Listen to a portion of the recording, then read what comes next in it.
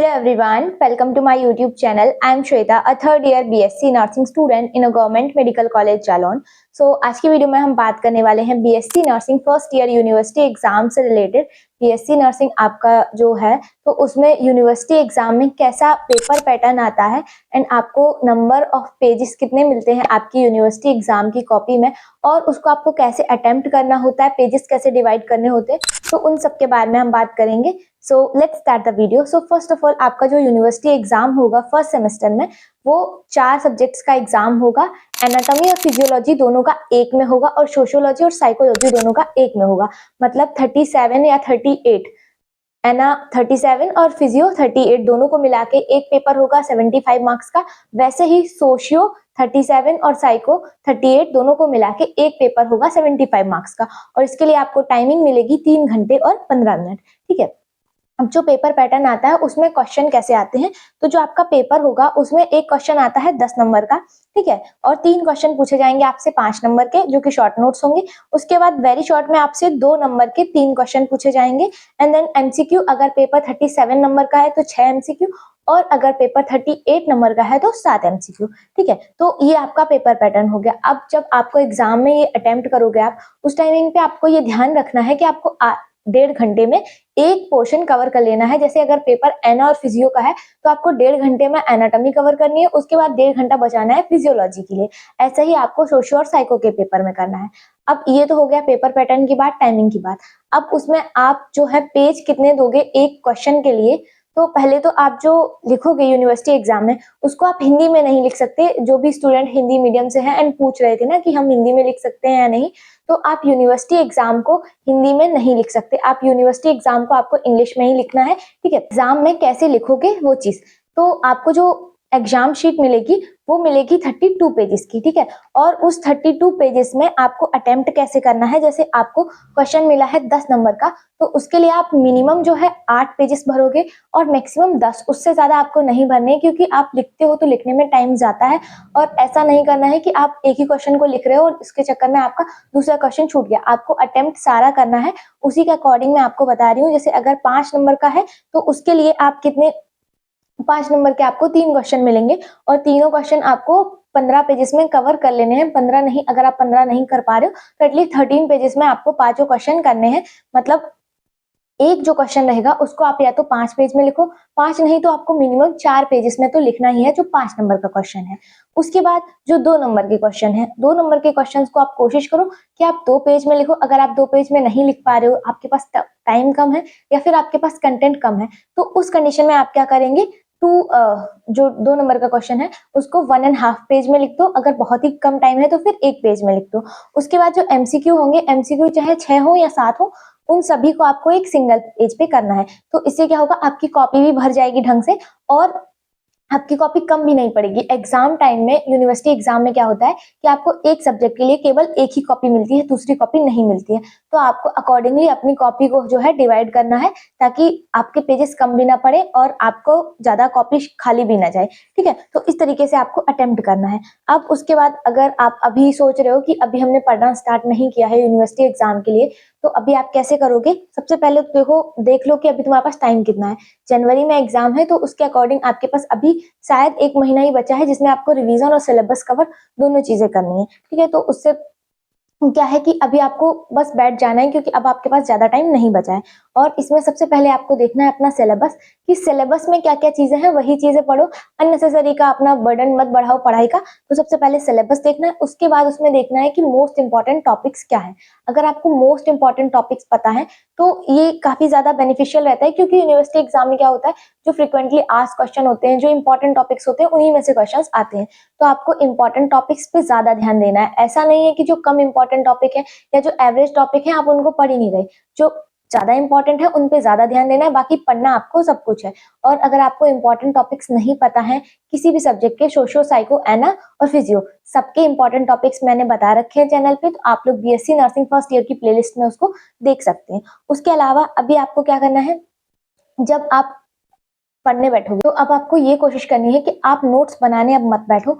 जो चीजें आप पढ़ रहे हो उसी को रनिंग नोट्स की तरह लिखो, लाइक बहुत ज्यादा भारी भारी पेजेस में मत लिखो, थोड़ा शॉर्ट वे में लिखो, ताकि जब रिवीजन करो दोबारा तो उसमें आपको हेल्प हो, मतलब बहुत ज्यादा टाइम आपका लिखने में ना जाए, ये कोशिश करनी है आपको। दूसरी चीज क्या करना है, जो भी आपका फाइल वर्क है, जो भी आपका क्लिनिकल का काम है और जो भी आपकी लॉगबुक वगैरह है, तो उसको जल्दी से जल्दी 2 से 3 दिन में कवर कर लो। लाइक आप अपनी तरफ से रेडी रखो, कॉलेज में जब होगा वो तब देखा जाएगा, पर एटलीस्ट उसको आप अपने तरफ से कंप्लीट रखो, ताकि जब मांगा जाए तो आप तुरंत दे सको, ठीक है। और फिर उस टाइम पे आपकी पढ़ाई डिस्टर्ब ना हो, इसलिए आप अभी से वो सब चीजें रेडी रखो, ठीक है।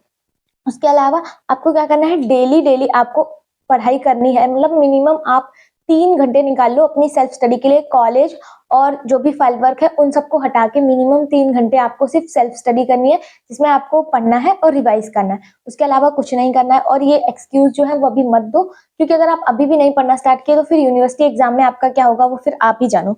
उसके बाद क्या करना है आपको, अगर आप सारे सब्जेक्ट्स एक साथ नहीं पढ़ पा रहे हो, लाइक यूनिवर्सिटी एग्जाम में आपसे सोशियो साइको एना फिजियो ये 4 ही पूछे जाएंगे, बट आपके पास सब्जेक्ट वैसे भी ज्यादा हैं, जैसे F1 आपका इंटरनल एग्जाम होगा उसका, और उसके अलावा आपका जो इंग्लिश होगा उसका भी इंटरनल एग्जाम होगा।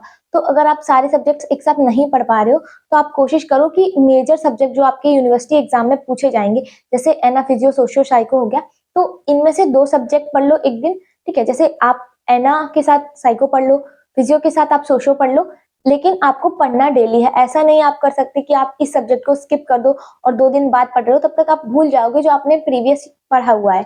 तो क्या करना है, अगर आप डेली सारे सब्जेक्ट्स एक साथ कवर नहीं कर पा रहे हो तो आपको क्या करना है, एना के साथ आप फिजियो पढ़ लो या फिर सोशियो पढ़ लो, जैसा आपको ठीक लगे। और सोशियो के साथ आप क्या कर सकते हो, फिजियो पढ़ लो या फिर आप एनाटॉमी पढ़ लो, जैसा आपको मतलब ठीक लगे, एक मेजर सब्जेक्ट और एक माइनर सब्जेक्ट, ठीक है। तो ऐसे कर सकते हो आप। दूसरी चीज, जिन लोगों की इंग्लिश बहुत ज्यादा कमजोर है एंड लगता है आपको कि आप इंग्लिश उतने अच्छे से इंप्रूव नहीं कर पा रहे हो, तो आप बुक रीडिंग करो, साथ साथ आप लिखना शुरू करो। जैसा भी गंदी संदी राइटिंग पे अभी फोकस मत करो, बस लिखने पे फोकस करो। तो अभी आपको क्या करना है, आपको प्रैक्टिस करनी है लिखने की, मिनिमम आधे घंटे आप डेली लिखने की प्रैक्टिस करो।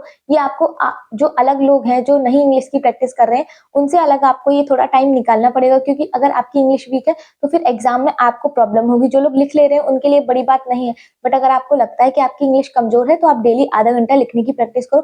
और ये जो लिखने की प्रैक्टिस कर रहे हो आप, ये टाइमर लगा के किसी एक क्वेश्चन, जैसे मैंने ये क्वेश्चन बताए थे अभी आपको, आधे घंटे सॉरी 1.5 घंटे में आपको पूरा पेपर अटेम्प्ट करना है। उसके अकॉर्डिंग भी मैंने आपको बताया था कि जैसे 10 नंबर का क्वेश्चन है तो उसको आपको 8 या 10 पेज में लिखना होता है, तो उसके अकॉर्डिंग आप टाइम डिवाइड करो कि एक क्वेश्चन को आप कितना टाइम दोगे, और उसी के अकॉर्डिंग आप टाइमर लगा के क्वेश्चन लिखने की कोशिश करो। भले ही आप देख के लिखो, तो उससे क्या होगा कि आपकी थोड़ी स्पीड आएगी और लिखने की थोड़ी आदत होगी आपको। दूसरी चीज, आप जो भी चीजें पढ़ रहे हो तो उनको थोड़ा रिलेट करके पढ़ो, लाइक सोशियो साइको ऐसे सब्जेक्ट्स हैं जिनको आप अपनी डेली लाइफ से रिलेट कर सकते हो। अपने एग्जांपल्स खुद सेट करो जिससे आपको ज्यादा टाइम तक याद रहे। उसके अलावा आपको क्या करना है, अगर आपके पास आसपास फ्रेंड्स हैं डिस्कस करने के लिए आपका स्टडी मटेरियल, तो आप उनके साथ डिस्कस करो। अगर आपके पास कोई दोस्त वगैरह नहीं है, मतलब उतने अच्छे से डिस्कस नहीं कर पा रहे हो आप उनके साथ, तो आप ऐसे पढ़ो जैसे आप दूसरे को पढ़ा रहे हो, क्योंकि जब आप ऐसे पढ़ते हो कि आप दूसरे को पढ़ा रहे हो तो आपको चीजें ज्यादा टाइम तक याद रहती हैं और वो बहुत ही अच्छे से क्लियर भी हो जाती हैं, ठीक है। तो आपको ये सारी चीजें आप कर सकते हो, ठीक है। तो आई होप आपको ये सारी चीजें क्लियर हो गई होंगी। मैं एक बार और फिर से समराइज कर दे रही हूँ, ताकि अगर किसी को कोई चीज नहीं समझ में आई है तो फिर से समझ में आ जाए। आपका जो पेपर होगा यूनिवर्सिटी एग्जाम, वो एना फिजियो का एक पेपर होगा, सोशियो साइको का एक पेपर होगा। उसके अलावा पेपर पैटर्न की बात करें तो एक क्वेश्चन 10 नंबर का आएगा लॉन्ग आंसर, उसके बाद शॉर्ट नोट आएगा 5 नंबर का, उसके बाद आपके वेरी शॉर्ट आएंगे 2 नंबर के, और ये क्वेश्चन आएंगे 3 वेरी शॉर्ट और 3 आपके शॉर्ट नोट और एक आपका लॉन्ग आंसर। एमसीक्यू 6 या 7 पूछे जाएंगे नंबरिंग के अकॉर्डिंग। उसके अलावा अगर आप प्रिपेयर कर रहे हो, अभी पढ़ने के लिए स्टार्ट कर रहे हो, तो उसमें आपको क्या क्या चीजें ध्यान देनी है। पहली बात, आपको देखना है आपके पास टाइम कितना बचा है। दूसरा, सिलेबस क्या क्या है, जो चीजें सिलेबस में है सिर्फ वही पढ़नी है। उसके अलावा अब देखने हैं आपको इंपॉर्टेंट टॉपिक्स के बाद लीस्ट इंपॉर्टेंट टॉपिक, फिर एवरेज टॉपिक। फिर आपको क्या करना है, आपको जो चीजें आप पढ़ रहे हो उनको आपको रिलेट करके पढ़ना है, और डेली आपको 3 घंटे निकालने हैं अपनी सेल्फ स्टडी के लिए।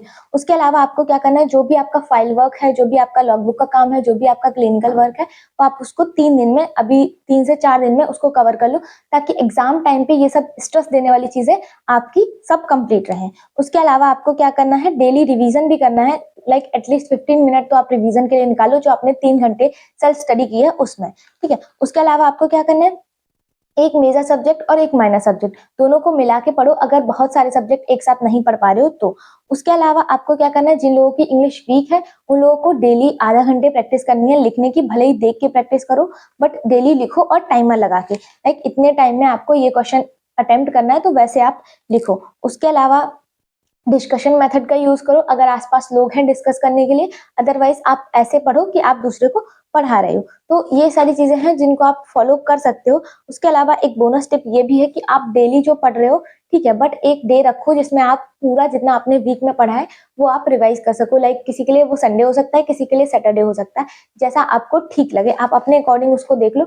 और टाइम देखो आपको निकालना पड़ेगा यूनिवर्सिटी एग्जाम के लिए, क्योंकि अगर आप अभी भी सीरियस नहीं हुए तो एट लास्ट आपको प्रॉब्लम होगी ही होगी, क्योंकि ऐसा नहीं है यूनिवर्सिटी एग्जाम में आप बस कुछ भी लिख के चले आओगे तो पास हो जाओगे। एटलीस्ट आपको कंटेंट ऐसा लिखना है वहां पे ताकि जो चीजें सही है वो लिखी जा सके और अप्रोप्रिएट टाइमिंग में आप उनको कवर कर लो। तो ये सारी चीजें आपको ध्यान रखनी है।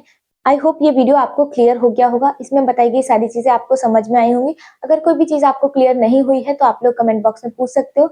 एंड हाँ, ये वीडियो अगर आपको पसंद आया हो तो प्लीज लाइक कर देना, चैनल को सब्सक्राइब कर लेना ऐसे ही और इन्फॉर्मेटिव वीडियोस के लिए। बाकी पढ़ाई करते रहो, मिलते हैं नेक्स्ट वीडियो में, बाय बाय।